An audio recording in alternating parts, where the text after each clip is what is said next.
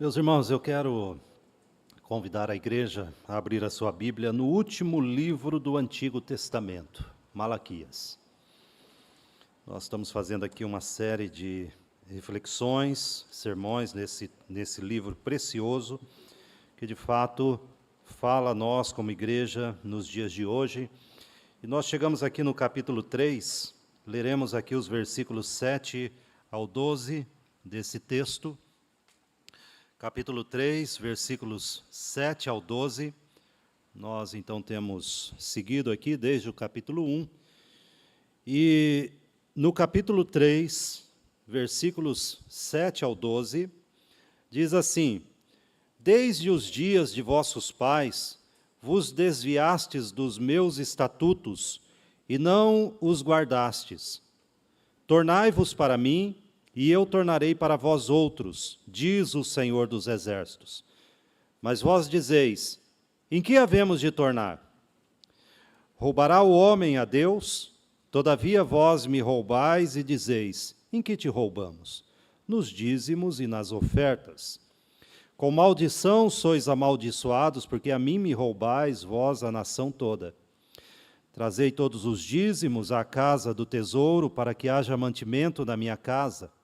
E provai-me nisto, diz o Senhor dos Exércitos, se eu não vos abrir as janelas do céu e não derramar sobre vós bênção sem medida. Por vossa causa repreenderei o devorador, para que não vos consuma o fruto da terra. A vossa vide no campo não será estéril, diz o Senhor dos Exércitos.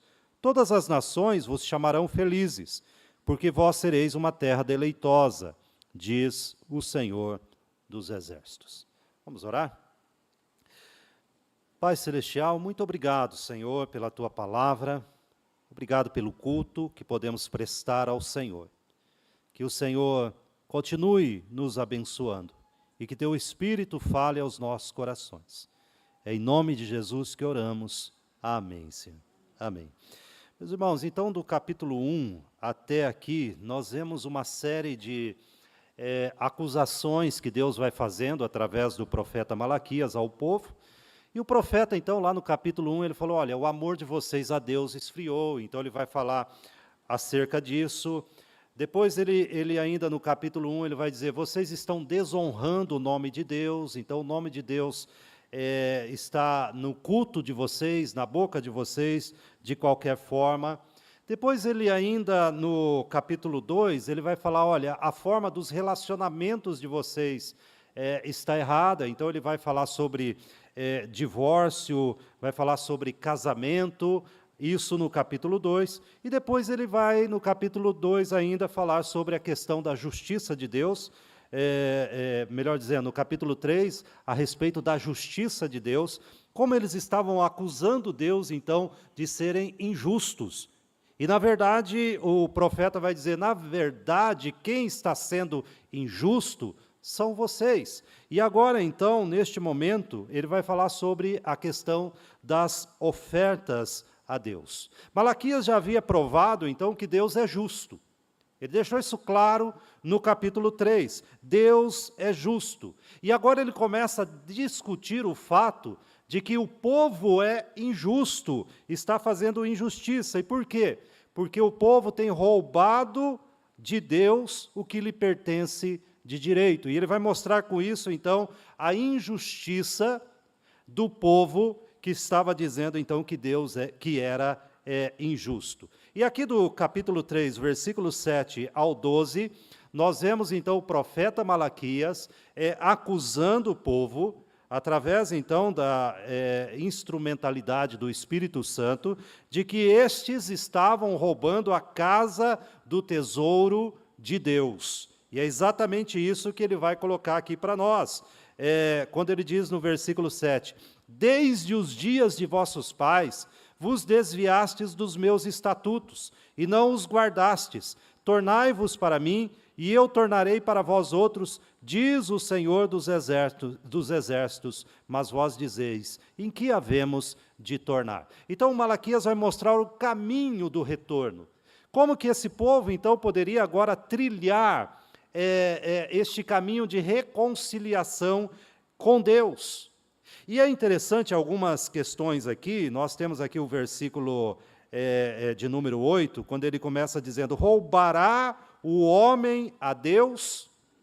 Todavia vós me roubais e dizeis, em que te roubamos? Nos dízimos e nas ofertas. É interessante que essa palavra roubar, que é bem conhecida nossa, ela, como está aqui, é uma palavrinha hebraica, né, que se pronuncia kaba, e ela só aparece 2 vezes na Bíblia. Ela aparece nesse texto aqui, que nós estamos, e aparece lá em Provérbios 22, versículo 23. Tá? São as 2 únicas vezes que essa palavra aparece na Bíblia. Então, aqui a palavra roubar, ela tem uma força totalmente estranha aqui no texto. Talvez a gente leia aqui, podemos pensar que seja apenas algo que nós não entregamos. Mas a força desta palavra, na verdade, é um assalto à força. Nós temos na justiça vários tipos de assalto. Assalto à mão armada, nós temos aí assalto que a pessoa é rendida, nós temos o furto, quer dizer, uma série de subtração aí que a justiça vai dando os seus graus. Então, o que nós podemos dizer aqui, que quando o profeta utiliza esta palavra, na verdade, nós estamos falando aqui de um assalto que se toma algo à força. Então, quando o profeta diz assim, olha, vocês roubaram a Deus, não é apenas algo que deixou de dar, mas é algo que foi subtraído, foi tirado com força, com violência. Então, esta é a força desta palavra aqui. Bom, o povo estava roubando a Deus.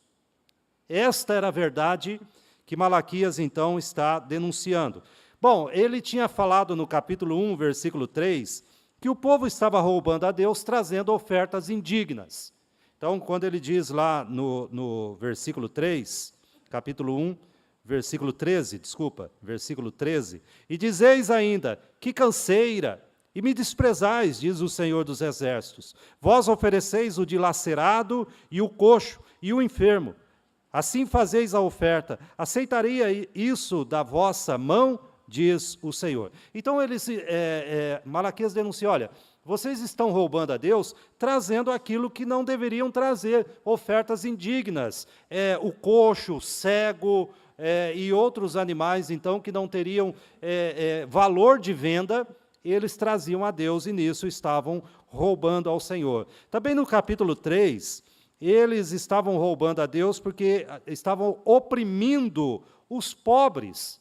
No capítulo 3, versículo 5, diz o seguinte, chegar-me-ei a vós outros para juízo, serei testemunha veloz contra os feiticeiros, e contra os adúlteros, e contra os que juram falsamente, e agora vem, e contra os que defraudam o salário do jornaleiro, e oprimem a viúva e o órfão, e torcem o direito do estrangeiro, e não me temem, diz o Senhor dos Exércitos. Então, eles estavam roubando também quando oprimiam o pobre, e quando exploravam o trabalhador. Então, essa é uma denúncia também deste roubo. E, finalmente, no capítulo 3, versículo 8, eles roubam quando retêm os seus dízimos. Bom,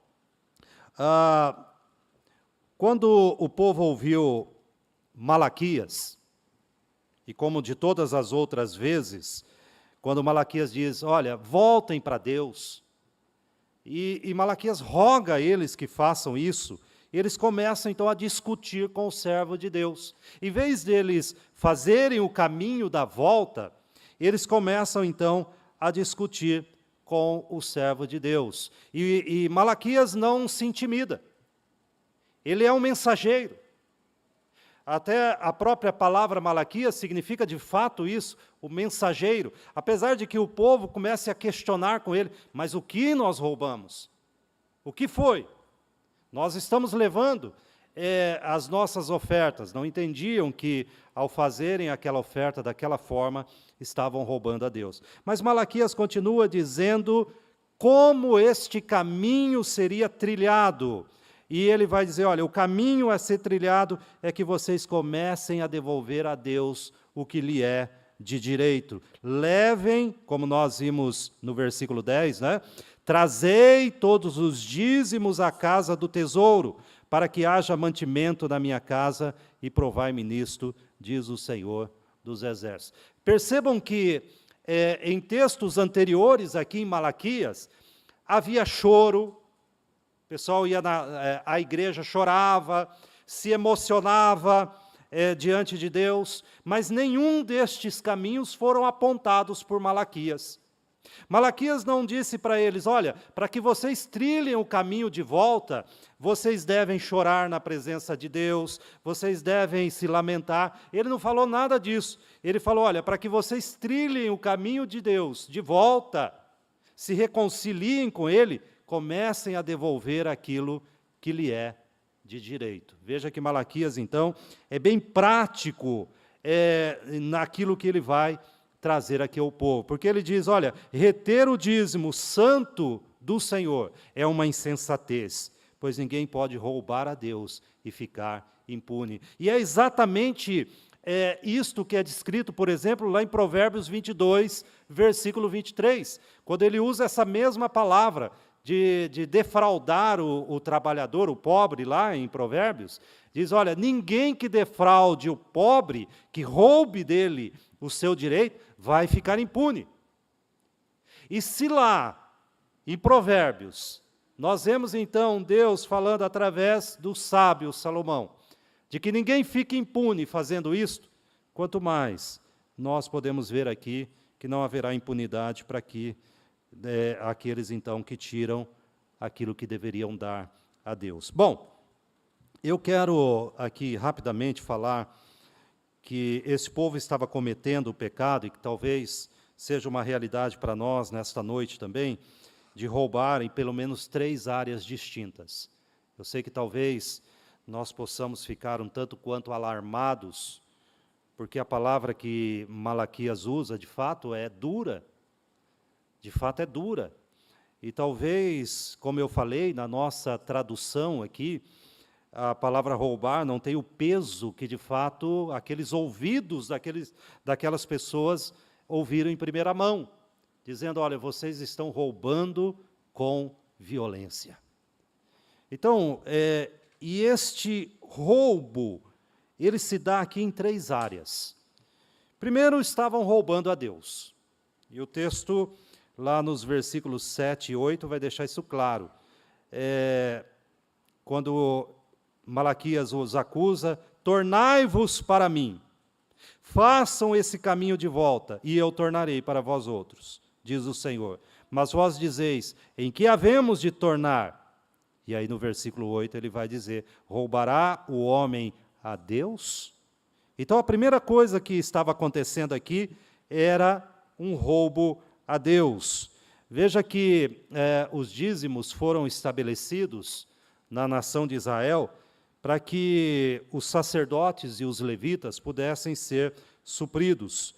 Então, esses dízimos e ofertas eram levados ao templo para que o trabalho do Senhor não fosse interrompido, como aconteceu em várias ocasiões na história de Israel. O pessoal parou de levar, então, de serem fiéis, e o templo, então, foi abandonado. Os levitas, os sacerdotes, eles voltaram, então, a ter ocupações comuns, porque não tinha mais sustento para eles.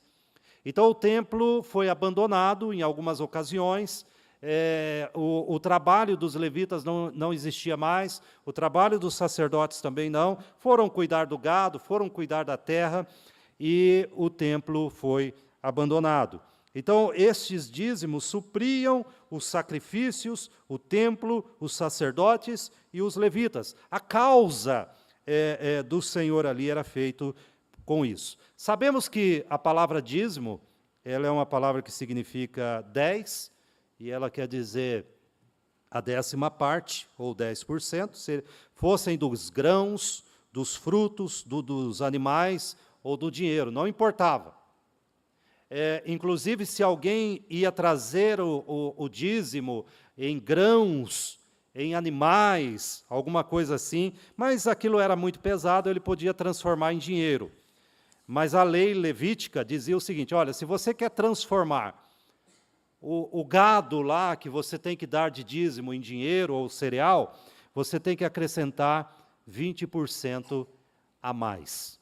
Então, por exemplo, a pessoa vendia, e para que não houvesse o perigo, olha só, como que a lei, né, lá em Levítico, ela mostra isso, para que não houvesse o perigo, lá em Levítico 27, o perigo de roubar a Deus, você dá menos do que deveria, coloque 20% sobre este valor. O temor, então, que este povo havia perdido, aqui em Malaquias, o temor que se vê lá no princípio, eles haviam perdido e descaradamente entregava muito menos ao Senhor do que aquilo que havia sido estabelecido. Então, veja que, naquela época, claro, né, eles entregavam da sua produção e transformavam em dinheiro quando isso era mais conveniente. Essa era a questão da lei. Mas o dízimo, ele tem a ver com a adoração. Nós entendemos, então, por exemplo, quando Abraão, que antes da lei, teve uma vitória lá nas suas guerras, e dos seus despojos, ele tirou 10% de tudo, e entregou a um sacerdote chamado Melquisedeque em adoração, ou seja, como uma expressão de culto, um reconhecimento de que o Senhor o havia abençoado, e agora como culto ele estava entregando àquele sacerdote, antes de que o dízimo se tornasse uma obrigatoriedade da lei, lá já em Gênesis capítulo 14. Jacó também. Jacó, quando entrega os seus dízimos, lá em Gênesis 28, antes da lei, o faz como um voto ao Senhor. Como uma declaração de adoração, Senhor, eu te entregarei os dízimos se o Senhor me abençoar. E como culto, ele fazia isso. Bom, depois o dízimo foi incorporado à lei, né, por ordem do Senhor, através de Moisés, e os israelitas, então, tinham as suas descrições de como isso tinha que ser feito. Mas, ao longo dos séculos, os judeus, então, erram em relação ao dízimo de duas formas. Primeiro, a questão legalista.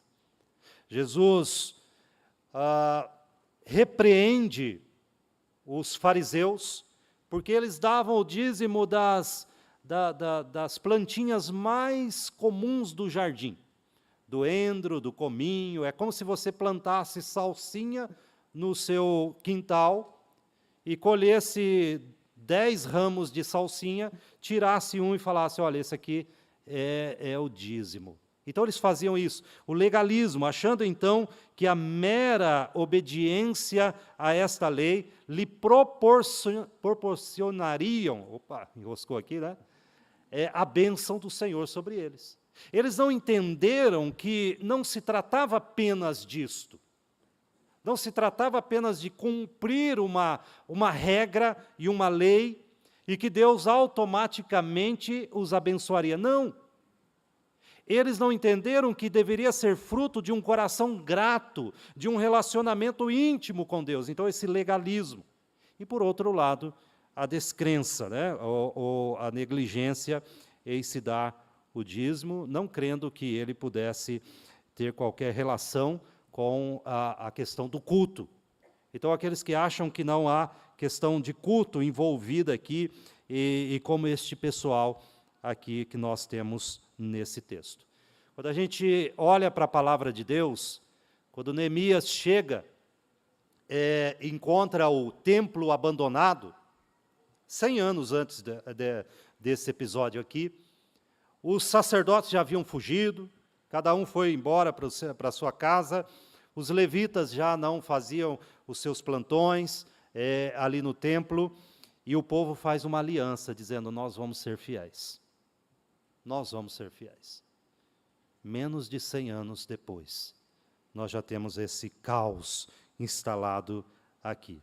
Bom, nós entendemos, meus irmãos, que o culto, o dízimo, como uma expressão do culto, é uma prova da nossa dependência de Deus. Nós entendemos que Deus coloca algumas provas para nós. E o fato de que esta área da nossa vida, quando a gente fala da área financeira, mexe com muita gente. Todos querem ganhar mais dinheiro. E todos querem gastar o mínimo. A área financeira mexe muito conosco. E Deus estabelece isto exatamente para que nós sejamos provados na nossa ganância e na nossa dependência. É uma prova para nós. É uma prova sempre presente para que o dinheiro, o lucro, o ganho não seja o nosso Senhor. Quando nós abrimos mão disto, nós estamos dizendo, olha, o dinheiro não me controla. E essa é a verdade que muitos irmãos, então, aqui nesse texto e ao longo da história, têm falhado.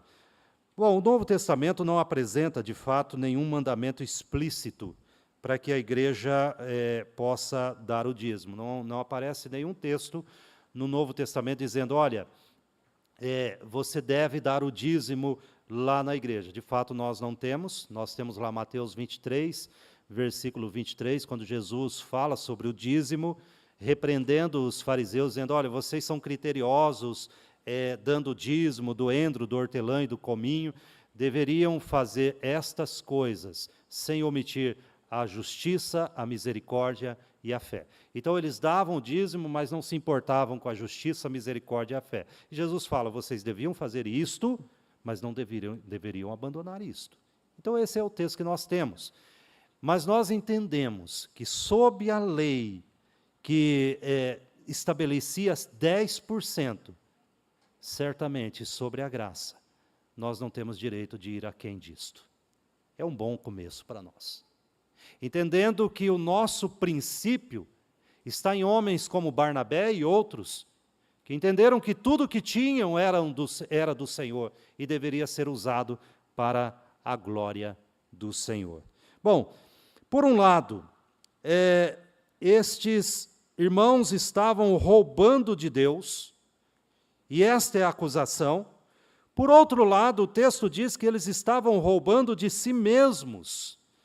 Percebam a dinâmica aqui dos versículos 9 em diante, do 9 ao 11. Veja que o Senhor diz a eles, com maldição sois amaldiçoados, por causa disto, porque a mim me roubais, vós a nação toda. Então, eles estavam debaixo de maldição. O texto não deixa dúvida em relação a isso. E a nação estava sentindo isso, porque eles foram atacados por uma praga de gafanhotos, a colheita estava ruim, tudo estava ruim, e o profeta Malaquias desvenda para eles a fonte disso. É porque vocês estão em falta com Deus.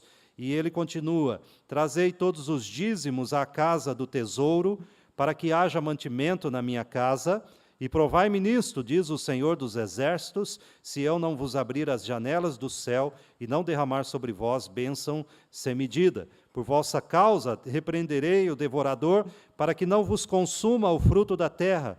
A vossa vide no campo não será estéril, diz o Senhor dos Exércitos. Veja que, para que a gente entenda isto, aqui não é uma questão de troca, ou seja, talvez o entendimento de muitos hoje em dia, que se você, quanto mais você dá a Deus, mais Ele te devolve. Não se trata disto aqui, desta questão da teologia da prosperidade. Algo mais profundo está acontecendo aqui.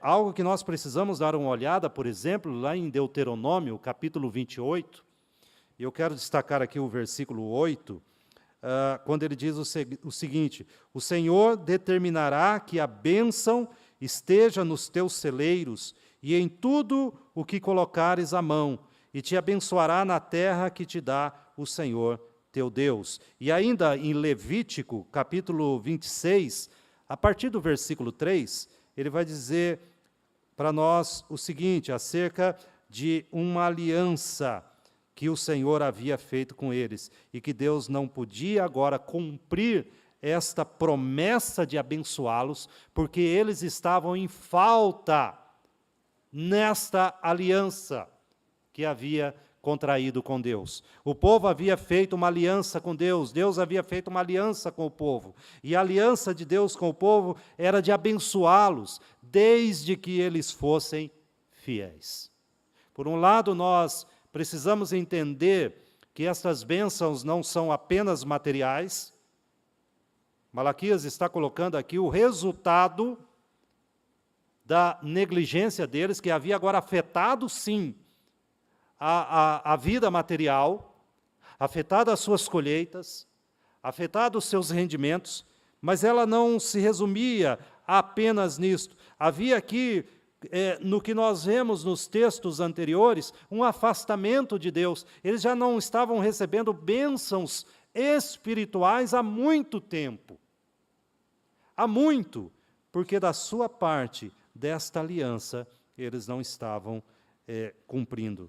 A terra tinha sido invadida por insetos, gafanhotos, os grãos e os frutos não amadureciam, o tempo não ajudava, ou chovia demais, ou era seca demais, ou os insetos comiam a produção, o tempo não ajudava, a flora e a fauna também não, e eles percebem que essas bênçãos são retidas, não porque eles não entregaram os 10%, é mais do que isso, mas porque eles quebraram os votos que haviam feito com o Senhor. Eles haviam quebrado aqueles votos, e o Senhor agora não podia mais abençoá-los. Então percebam que eles estavam roubando de si mesmos. Em que sentido?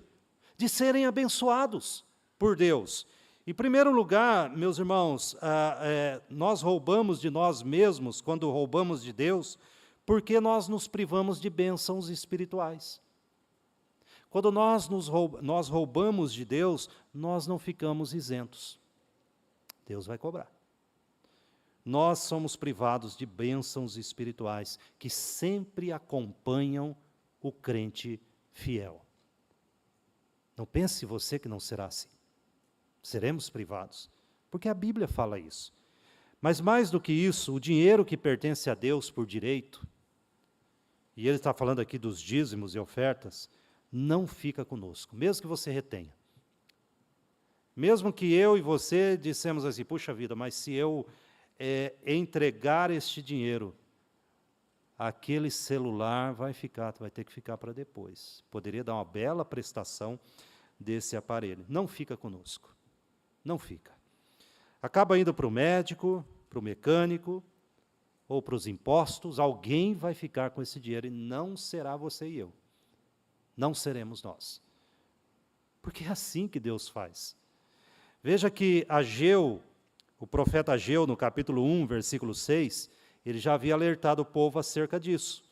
Ele disse o seguinte, tendes semeado muito e recolhido pouco. E o que recebe salário, recebe-o para pô-lo num saco furado. Então, toda a abundância sem Deus acaba em nada. E é exatamente isto que o texto está dizendo aqui. Se não confiamos que Deus cuida de nós, então qualquer coisa que nós confiarmos se mostrará inútil. Seja dinheiro, sejam bens, qualquer coisa se mostrará inútil.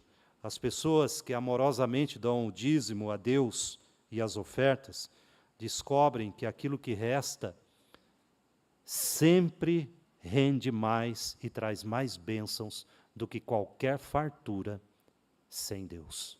Essa é a verdade. Tá? Essa é a verdade que o texto nos mostra. Mas nós entendemos que contribuir, de fato, é um ato de fé. De fato, é uma fé que só pode ser compensada por Deus. Então, nós entendemos, meus irmãos, que nós não podemos contribuir pensando naquilo que nós vamos receber. Seria egoísmo, né? Bom, se eu dar aqui, Deus vai me devolver ali. Nós não podemos pensar dessa forma. Nós contribuímos porque amamos a Deus. Nós contribuímos porque obedecemos a Deus. Nós contribuímos porque Deus é generoso conosco primeiro. E nós contribuímos porque entendemos que o nosso maior tesouro está no céu. Nosso maior tesouro está no céu. Bom, o princípio espiritual por trás disto está lá em Lucas 6. Eu quero te convidar a abrir Lucas capítulo 6. Veja que a segunda questão aqui, ele está dizendo, olha, quando nós roubamos a Deus, nós roubamos a nós mesmos. Nós somos privados de bênçãos, porque nós quebramos esta aliança em nossa vida. Capítulo 6, versículo 38, Jesus nos diz o seguinte: dai e dar-se-vos-á, boa medida, recalcada, sacudida, transbordante, generosamente vos darão, porque com a medida com que tiverdes medido, vos medirão também. Então Jesus já nos alerta acerca disso. Olha, muitas vezes, bênçãos espirituais e até mesmo materiais são retidas sobre nós, porque nós ousamos roubar a Deus. E por último ele fala, olha, se roubar a Deus é roubar a si mesmo, roubar a Deus também é roubar os outros. E ele fala isso no versículo 12. Percebam que ele coloca aqui uma relação direta dessa fidelidade com missões. Percebam isso. O versículo 12 vai falar exatamente isso. Olha, essa fidelidade, ela tem a ver com a questão das missões. Todas as nações vos chamarão felizes, porque vós sereis uma terra deleitosa, diz o Senhor dos Exércitos. O que o profeta está dizendo aqui? Novamente a gente lembra que o remanescente de Judá voltou depois de um exílio longo, 70 anos. E eles tiveram naquela oportunidade um grande momento para confiar em Deus. Confiar em Deus e dar um testemunho às outras nações de que ali eles adoravam um Deus vivo e verdadeiro. Então, o que o profeta está dizendo aqui, olha, vocês roubaram isto das nações.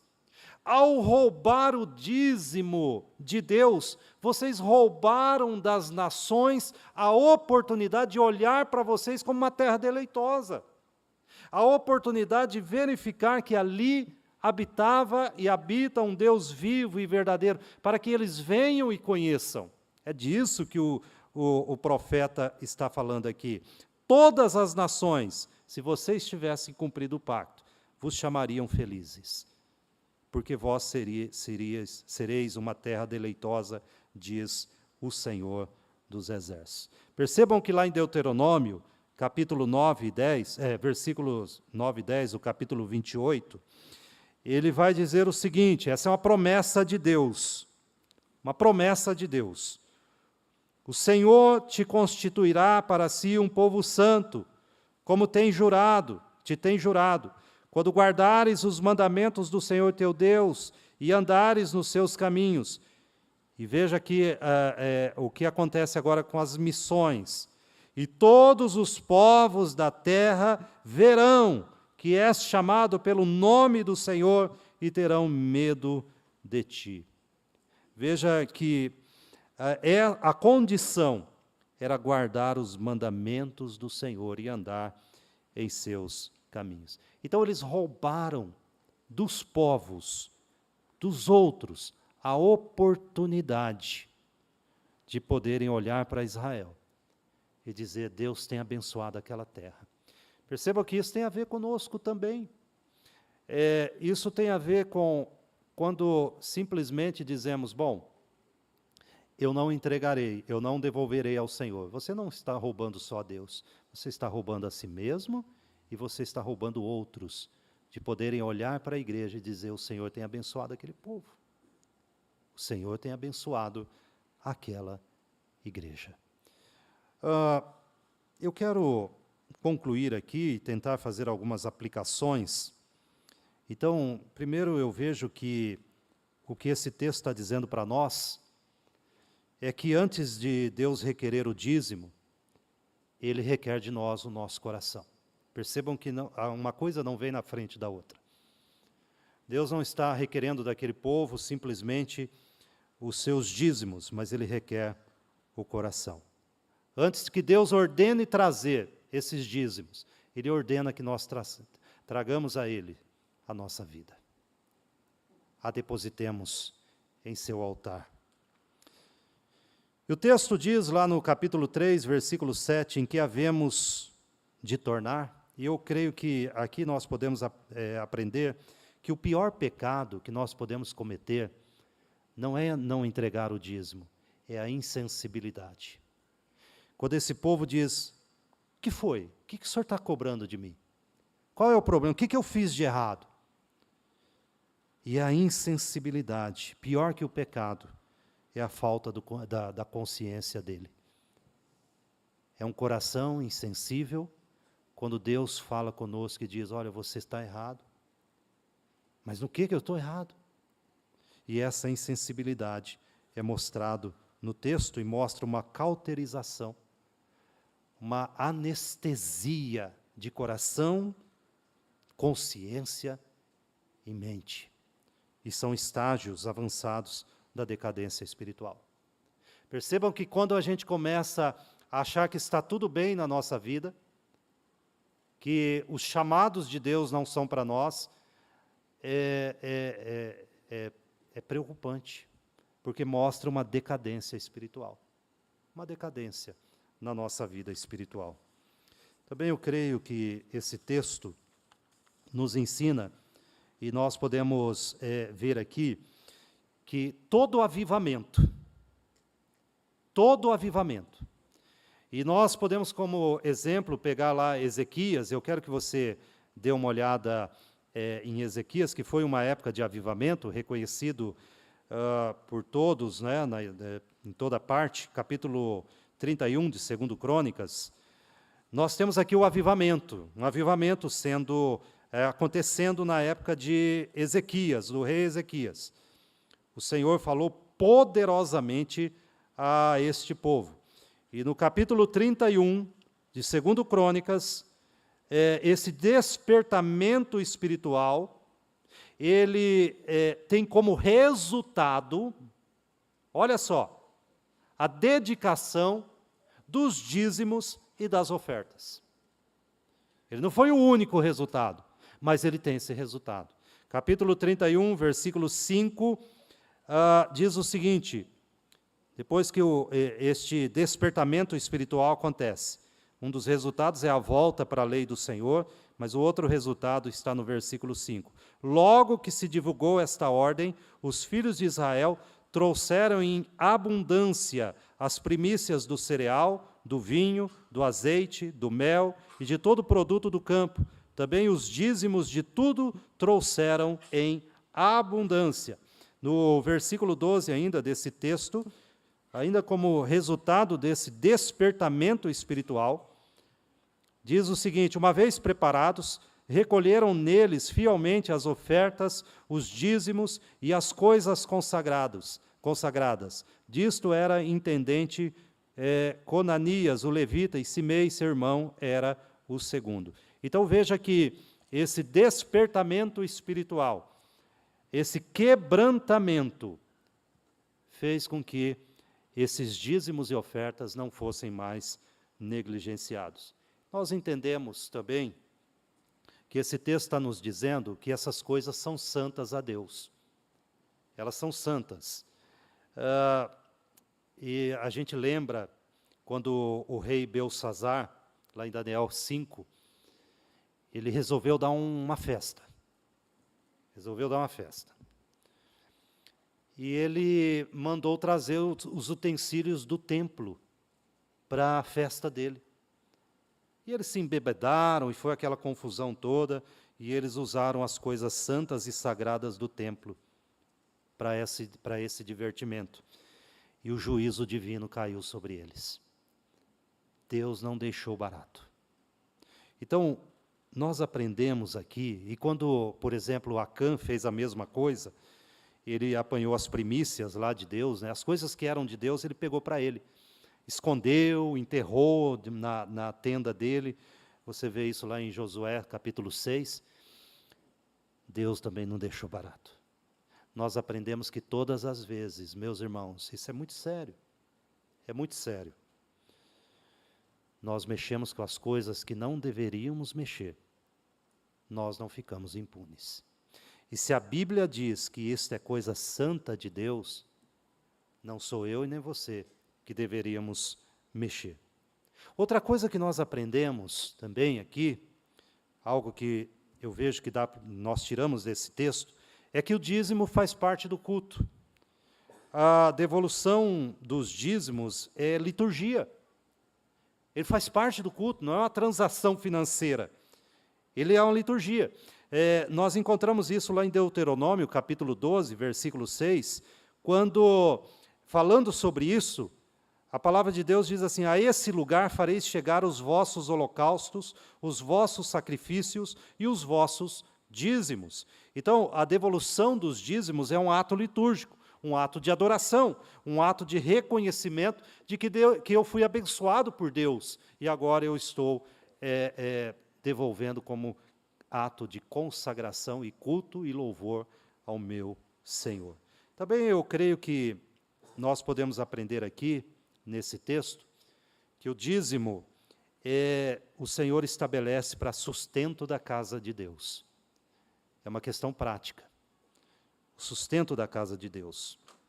Em Números, capítulo 18, versículo 21, nós encontramos: aos filhos de Levi, dei todos os dízimos em Israel por herança, pelo serviço que prestam, serviço da tenda da congregação. Então, o dízimo é o recurso que Deus estabeleceu para sustentar a casa de Deus. Para que houvesse sustento de pastores, missionários, como nós vimos aqui, obreiros, aquisição de bens e terrenos, construção, compra de literatura, assistência social, como nós vimos aqui, e toda a manutenção da extensão da obra de Deus, local, nacional ou estrangeira. Estabeleceu-se Deus que isto fosse feito por nós. Por nós. Nós, como povo de Deus, entendemos então que o salário que o Senhor coloca em nós, para nós, conosco, ele precisa ser usado com sabedoria para a manutenção da nossa casa, mas os nossos dízimos nós não podemos administrá-los. Eles são santos ao Senhor. Também nós entendemos aqui que o que nós pensamos acerca disso não vai alterar o que ela é aos olhos de Deus. O que nós pensamos acerca do dinheiro, o que nós pensamos acerca do dízimo, o que nós pensamos acerca das ofertas, não vai alterar o que Deus pensa. Porque o que Deus pensa acerca disso, Ele deixou claro. A verdade de Deus é imutável. Muitos colocam, isso é uma coisa lá no Antigo Testamento, agora é outra. Eu creio que a mesma dinâmica que Deus sustentou o seu povo na antiga aliança, Ele o faz nesta nova, na igreja dos dias atuais. Então, a geração de Malaquias não apenas sonegava o dízimo, mas não sentia qualquer remorso por isso. Eles não sentiam qualquer culpa por isto. Talvez nós também tenhamos cometido o mesmo pecado. Não apenas sonegar aquilo que deveríamos entregar a Deus, mas o nosso coração, a nossa mente não sente qualquer culpa com isso. Você não sente qualquer culpa quando tira isso de Deus e vai lá e gasta em outra coisa. Não há culpa. E o grande problema aqui foi exatamente isso. Quando eles questionavam Deus, mas o que a gente está fazendo? Qual é o pecado? Essa consciência de culpa, essa ausência de consciência de culpa, então, que foi o grande problema que nós encontramos aqui em Malaquias. Talvez isso seja muito presente nos dias atuais, quando igrejas morrem à míngua e pessoas gastam aquilo que deveria ter sido dado a Deus. E não há culpa, não há consciência de culpa. Então Deus chama o seu povo para fazer prova dele. O Senhor nos exorta a fazer prova dele nessa matéria. É o que ele vai dizer no versículo 10. Olha, sejam fiéis e me provem se eu não abrir as janelas dos céus e não derramar sobre vocês bênção sem medida. Alguém talvez possa questionar dizendo, mas existem muitos crentes não dizimistas que são prósperos financeiramente. E há dizimistas fiéis que enfrentam dificuldades econômicas. Agora, meus irmãos, nós precisamos entender, isso pode ser verdade, sim, mas nós precisamos entender que riqueza sem fidelidade é maldição, não é bênção. Não pensa que alguém que vai acumulando aquilo que não é dele, que deveria ter sido dado, vai receber alguma bênção. Vai ser abençoado pelo Senhor de qualquer forma. E nós precisamos entender também que bênçãos decorrentes da obediência não são apenas materiais. Deus te abençoa materialmente? Certamente, a Bíblia diz isso. O simples fato de você poder dar o dízimo já é uma bênção, porque significa que você tem recurso. Mas nós não podemos pensar nessas bênçãos como apenas materiais. Lá em Efésios capítulo 1, o apóstolo Paulo começa o texto de Efésios dizendo assim, olha, Deus tem abençoado vocês com toda sorte de bênção nas regiões celestiais em Cristo Jesus. Então, um convertido, um homem e uma mulher de Deus, ele não vai medir a sua relação com Deus pelas bênçãos materiais, mas ele medirá a sua relação com Deus pelas bênçãos espirituais primeiro. É sempre primeiro. E toda bênção material que vier, ele entende que o Senhor é quem o deu. Então, o apóstolo Paulo vai ainda nos explicar, lá em 1 Timóteo, capítulo 6, versículo 6, depois o 9. Ele vai dizer que grande fonte de lucro é a piedade com o contentamento. E aí ele afirma que aqueles que querem ficar ricos, ele fala lá no versículo 9, caem em tentação e cilada, e muitas concupiscências insensatas e perniciosas, as quais afogam os homens na ruína e na perdição. Meus irmãos, precisamos entender então que sempre valerá a pena sermos fiéis em tudo. E que Deus nos ajude nesta matéria. Vamos orar? Vamos ficar em pé. Convido os irmãos a se colocar em pé, nós vamos falar com Deus.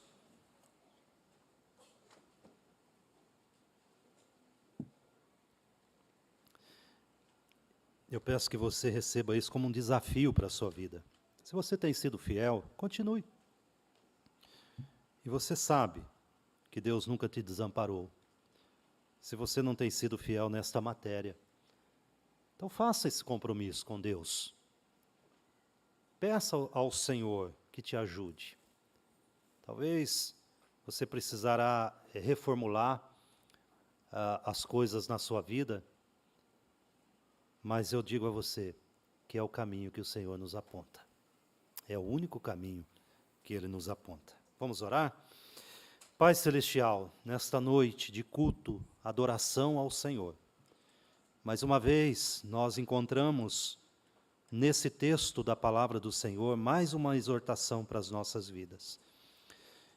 E cremos, Pai, que ela não foi feita apenas para aquelas pessoas naquela época, mas ela é uma exortação para nós hoje, neste século, neste ano e neste momento. Que o Senhor nos ajude, Pai. Nós precisamos da ajuda do Senhor, da bênção do Senhor, da graça do Teu Espírito, para que a gente consiga colocar isto em prática. Nós precisamos, Pai, que o Teu Espírito Santo nos convença, que o Senhor nos ajude a entender que esta parte da nossa vida também é importante e devemos consagrá-la ao Senhor.